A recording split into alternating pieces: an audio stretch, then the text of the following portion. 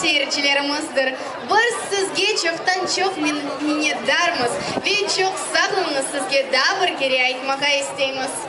Gullesin ana toprağımız, yaşasın Kırım halkı ve daima mını tamam boylu avalansın taraf tamga. Ater, hayırlı yaşlar olsun. Saygılı dostlar, biz ise şimdi büyük memnuniyetlikle endi bizim halkımızda meşhur ve belli olgan yürücümüzni Elina Sosnovskaya'nı davet etmeye isteyimiz. O bizlerge Yaşa adlı yerini yırlayacak. Biz ise bütün iştirakçilerine beraber sanaga çıkıp birligimizni göstereyik. Alkışlayımız dostlar.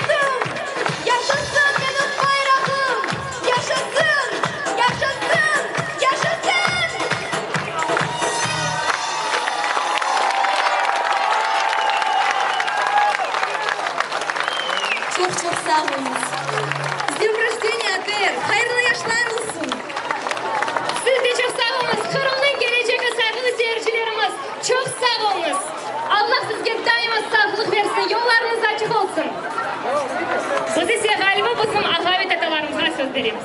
Sağ olun kızlar. Eğer buldurgan olsanız keliniz ender rahatlamayın. Biraz rahatlanın. Sağ olun.